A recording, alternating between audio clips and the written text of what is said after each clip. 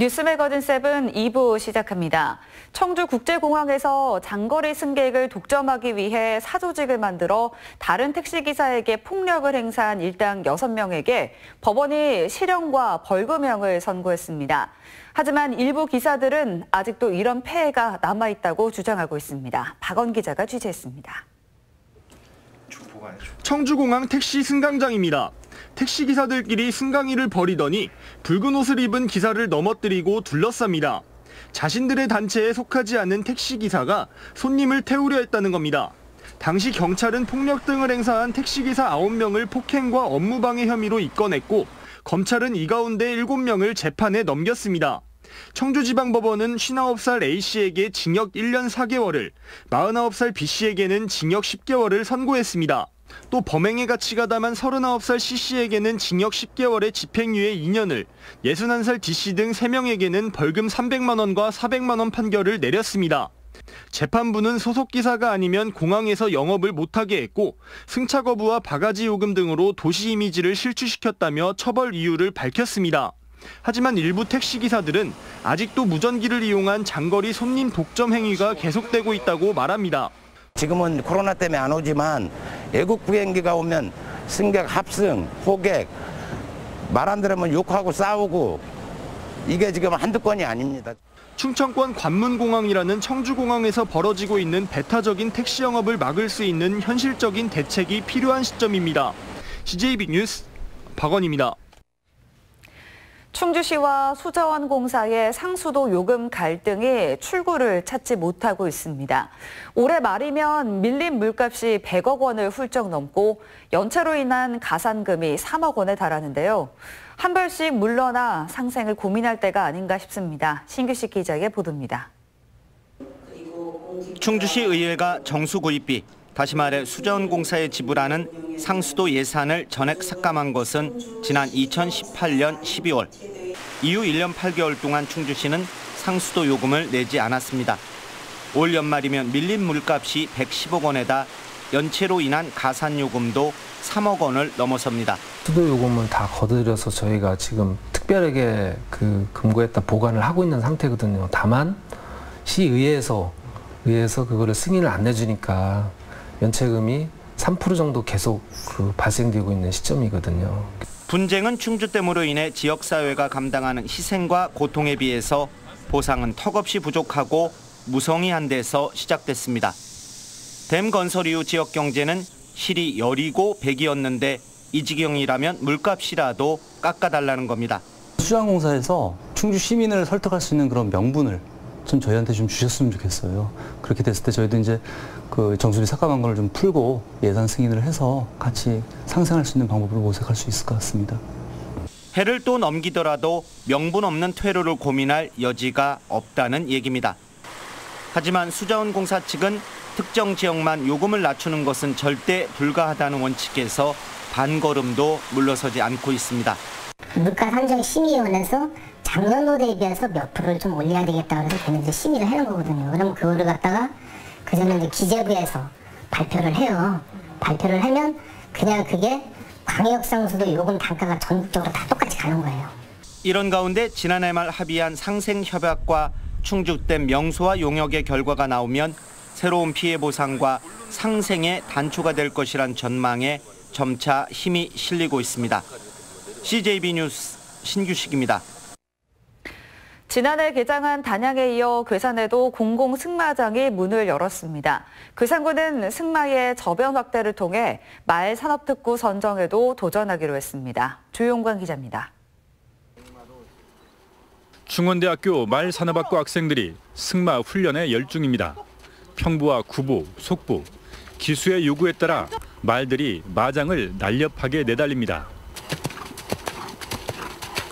지난해 단양에 이어 괴산에도 공공승마장이 개장했습니다. 보유한 말은 16마리로 경마 대회에서 5억 원이 넘는 상금을 탄 워닝앤디와 프랑스에서 온 장애물 경기 현역마인 삼바 등이 마사를 지키고 있습니다.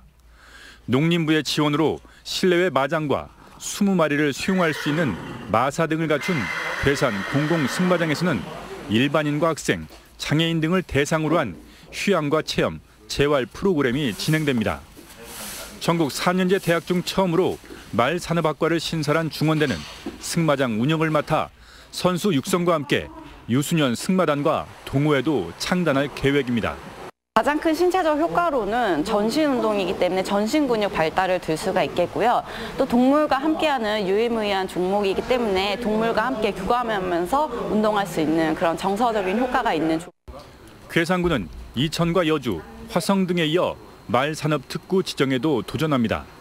중부권에서는 다소 생소한 말 사육과 조련, 관련 치료 사업 등을 이끌어보겠다는 겁니다.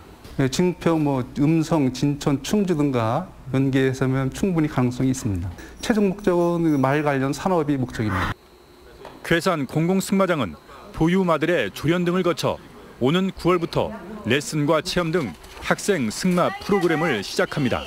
CJB 뉴스 조윤광입니다.